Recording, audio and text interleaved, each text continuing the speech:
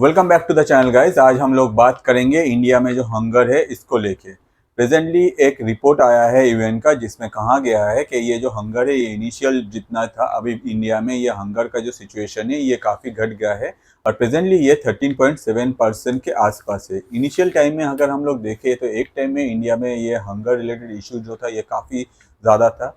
Presently India develop कर रहा है, डिफरेंट सेक्टर में इंडिया बहुत आगे चला गया है। ऑन द अदर साइड अगर हम लोग देखें आज के डेट में भी इंडिया में बहुत सारे ऐसे इंसान हैं जिन लोगों को 2 वक्त का रोटी या फिर 2 वक्त का खाना अवेलेबल नहीं हो जाता, जिसके वजह से उन लोग का डेथ होता है। अगर हम लोग साउथ एशिया में देखें तो एक्सेप्ट पाकिस्तान हम लोग के देश में सबसे ज़्यादा हंगर है। ऑन द अदर साइड अगर हम लोग दुनिया में बहुत सारे ऐसे कंट्रीज़ को देखें जिन लोगों का इकोनॉमी इतना डेवलप नहीं है, मगर उन लोगों के देश में ये हंगर का जो इशू है इस लेवल पे नहीं है। हो सकता है कि भाई है मगर कम है। On the other side Indian government अपने तरफ से लास्ट कुछ सालों में अगर हम लोग देखें बहुत अच्छा परफॉर्म किया है to control the hunger. Presently government की तरफ से डिफरेंट स्कीम भी रन होता है जिससे ये हंगर जो है ये कंट्रोल हो जाए। ऑन द अदर साइड इसी रिपोर्ट का एक और पार्ट है जिसमें कहा जा रहा है कि भाई इंडियन लोग जो खाना खाते हैं उनमें से मोर देन 55% इंसान जो खाना खाते हैं वो खाना जो है वो खाना कम्प्लीटली फुलफिल नहीं करता है जो न्यूट्रिशन हम लोगों को चाहिए। मतलब वो लोग ज़्यादातर जंक फूड्स जो है वो कंज्यूम करते हैं। तो ये सब सुनने के बाद बहुत सारा क्वेश्चन अराइज करता है कि जिसमें कि है भाई इंडियन लोग क्या खा रहा है। On the other side initial time में हंगर का परसेंटेज कितना था, अभी कितना है। ऑन द अदर साइड ये रिपोर्ट कहाँ से आया, किस कौन सा डिपार्टमेंट से पब्लिश हुआ, सारा जो इन्फॉर्मेशन है आपको इसी वीडियो में मिलने वाला है। तो चलिए शुरू करते हैं आज का वीडियो। यूएन मतलब यूनाइटेड नेशन का एफएक्यू मतलब फूड एंड एग्रीकल्चर ऑर्गेनाइजेशन की तरफ से ये रिपोर्ट पब्लिश हुआ है और इस रिपोर्ट में कहा गया है कि प्रेजेंटली इंडिया का जो हंगर रेट है वो है 13.7। इनिशियल टाइम में ये रेट था 16.6। तो ये एक पॉजिटिव साइन है। इंडिया में ये हंगर जो है ये इसको कंट्रोल किया जा रहा है और धीरे धीरे इस पर वर्कआउट करके इसको घटाया जा रहा है। ऑन द अदर साइड यही रिपोर्ट का जो दूसरा पार्ट है जैसे मैंने आपको कहा कि उसमें कहा जा रहा है कि मोर देन 55% इंडियंस जो है वो लोग अपने तरफ से जंक फूड जो है वो ज़्यादा कंज्यूम कर रहे हैं और इसके वजह से डिफरेंट टाइप ऑफ बीमारी जैसे कि ओबेसिटी इंडिया में बहुत ज़्यादा बढ़ रहा है। साथ ही साथ अगर आप ऐसा कोई फूड कंज्यूम कर रहे हो जिसमें आपका पेट तो भर जा रहा है, जिसका टेस्ट बहुत अच्छा है, ऑन द अदर साइड अगर हम लोग देखें जिसका न्यूट्रिशन वैल्यू उतना ज़्यादा नहीं है, तो ये फूड कंज्यूम करने से आपका हेल्थ में बहुत सारा इफेक्ट आता है। For example obesity. ओबेसिटी जो है इंडिया में बहुत ज़्यादा फैल रहा है। 2012 में इंडिया में ओबेसिटी का रेट था 4.1% जो कि अभी 2022 में हो गया 7.3%। तो आप समझ ही सकते हैं ये जो मोटापा है ये इंडियन लोगों को ज़्यादा आगे और भी ज़्यादा इफेक्ट करे और इसके पीछे सबसे मेजर रीज़न कहा गया है वो है जंक फूड, जिसमें कोई न्यूट्रिशन वैल्यू जो है वो काफ़ी कम होता है या फिर नहीं होता है। ऑन द अदर साइड ये फूड बहुत चीप होता है, लोगों को बहुत ईजी अवेलेबल हो जाता है। साथ ही साथ अगर आप कहीं भी जाए, अब कोई भी मतलब आपके अगर आप ऑफिस में काम कर रहे हैं, ऑफिस से आप जब नीचे उतरेंगे बिल्डिंग के तो आपको रोड साइड में बहुत सारे जंक फूड्स मिल जाते हैं। तो इनिशियल अगर आप इनटेक करते हैं तो आपका पेट भी भर जाता है, ये चीप भी होता है, आपको ज़्यादा पैसा भी खर्चा नहीं करना पड़ता है। ऑन द अदर साइड ये टेस्टी भी होता है। अगर आप इसका न्यूट्रिशन वैल्यू देखें तो ये काफ़ी कम है। ऑन द अदर साइड अगर आपको न्यूट्रिशन चाहिए तो वो फूड जो है वो थोड़ा सा कॉस्टली होता है। फॉर एग्जांपल फ्रूट्स, अगर आप फ्रूट्स कंज्यूम करते हैं तो उसमें न्यूट्रिशन वैल्यू काफ़ी अच्छा रहता है, मगर फ्रूट्स जंक फूड के जैसा टेस्टी नहीं होता है। On the other side fruits इतना ज़्यादा अवेलेबल नहीं होता और सबसे मेजर जो चीज़ है फ्रूट्स खरीदने के लिए आपका जेब जो है वो और भी ज़्यादा आपको पैसा देना पड़ता है आपके जेब से। तो इसके वजह से ही ज़्यादातर इंडियंस जो है अभी जंक फूड में ज़्यादा पसंद करने लगे, मगर लॉन्ग टर्म में अगर देखा जाए इनका बहुत सारा साइड इफ़ेक्ट है। तो अगर आप हेल्दी रहना चाहते हैं तो मैं आपको रिक्वेस्ट करूँगा जंक फूड अवॉइड कीजिए और ऐसा खाना खाइए जिसका न्यूट्रिशन वैल्यू ज़्यादा हो।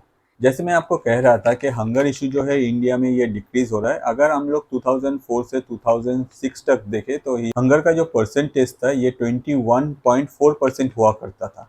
2021 से 2023 तक अगर हम लोग इसको कैलकुलेट करें तो हम लोग को पता चलता है ये 13.7 पे आया, जो कि एक अच्छा साइन है कि धीरे धीरे ये जो हंगर है इसको गवर्नमेंट कंट्रोल कर रहा है और इसके रिलेटेड भी गवर्नमेंट डिफरेंट टाइप ऑफ जो स्कीम है वो रन करता है इंडिया में। फॉर एग्जांपल आज के डेट में अगर हम लोग देखें सेंट्रल गवर्नमेंट अपने तरफ से डिफरेंट जो राशन स्कीम है वो प्रोवाइड किया जाता है, जिसमें हर कोई बंदे को एक पर्टिकुलर अमाउंट का जो गेहूँ होता है या जो चावल होता है वो मिलता है।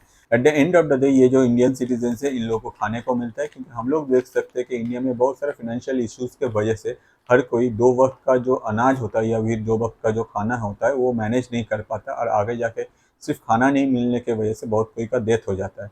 मगर गवर्नमेंट अगर अपने तरफ से ये सारा स्कीम रन करता है और अगर आपके पास ये सब स्कीम के अंदर अगर आप इनरोल्ड हो तो आपको 2 वक्त का खाना जो है वो गवर्नमेंट की वजह से आपको मिल जाता है, जो कि एक अच्छी बात है यार। गवर्नमेंट अपने तरफ से कोशिश कर रहा है कि इन फ्यूचर जाके ये जो खाना है इसमें जो न्यूट्रिशन वैल्यू है ये और भी ज़्यादा बढ़ा जाए।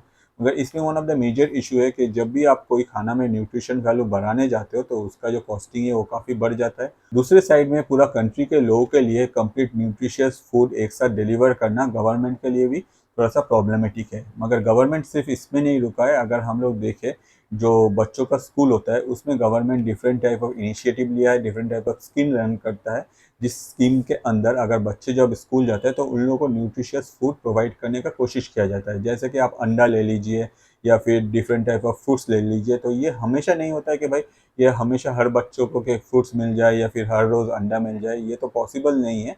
ऑन द अदर साइड अगर हम लोग स्टेट वाइज देखें तो different type of program run होता है स्कूल में, जिसमें बच्चे जब स्कूल जाते हैं, जो गवर्नमेंट स्कूल में जाते हैं, वहाँ बैठ के वो लोग खाना खा सकते हैं और वीक में उन लोग का जो मेन्यू है वो पर्टिकुलर एक सर्टेन अमाउंट ऑफ न्यूट्रिशियस के ऊपर डिज़ाइन किया जाता है।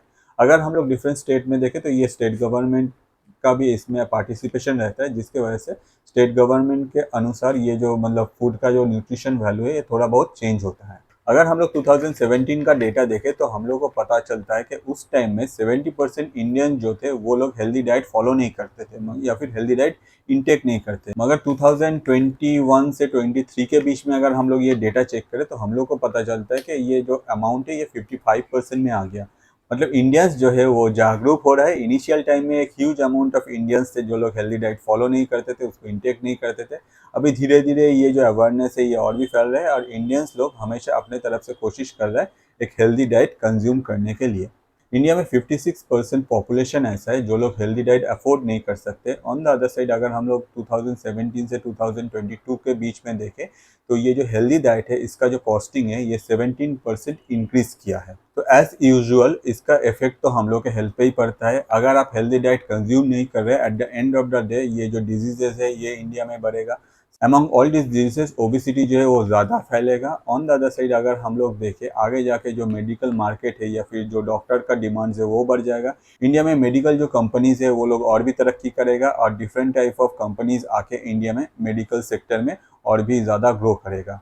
तो यही सब अभी कुछ हो रहा है, मगर गवर्नमेंट अपने तरफ से स्टेप ले रहा है। होपफुली आगे जाके गवर्नमेंट ये जो न्यूट्रिशन वैल्यू फूड में और भी ज़्यादा ऐड करने हैं इसको लेके कोई मेजर स्टेप ले, जिससे हम लोग का ये जो हेल्थ रिलेटेड इश्यूज है ये आगे जाके और भी कंट्रोल में जाए और हम लोग को बार बार अस्पताल का चक्कर या फिर ये मेडिकल इंश्योरेंस के वजह से मतलब बैठे रहना नहीं पड़े। होपफुली ये वीडियो आपको अच्छा लगा। अगर आपको ये वीडियो अच्छा लगा तो मैं आपको रिक्वेस्ट करूंगा मेरा YouTube channel that is Atanu Paul ATANU space PAL को जाके सब्सक्राइब कर सकते हैं, जहाँ बहुत सारा इंटरेस्टिंग टॉपिक में बहुत सारा वीडियोस आपको मिलेगा। जो वीडियो आपको सबसे अच्छा लगता है मैं रिक्वेस्ट करूंगा आपके लाइफ के जो स्पेशल पर्सन है या फिर आपके जो साथी है या फिर आपके जो बेस्ट फ्रेंड है उनके साथ शेयर कीजिए, क्योंकि इससे क्या होता है आपका जो टेस्ट है उन तक पहुँचता है कि आपको क्या देखना अच्छा लगता है। ऑन द अदर साइड हम लोग जैसे जो क्रिएटर है हम लोग का जो रोजी रोटी है वो चलता रहता है। आज इस वीडियो में इतना ही। नेक्स्ट वीडियो लेकर मैं फिर से हाजिर हो जाऊंगा। Thank you.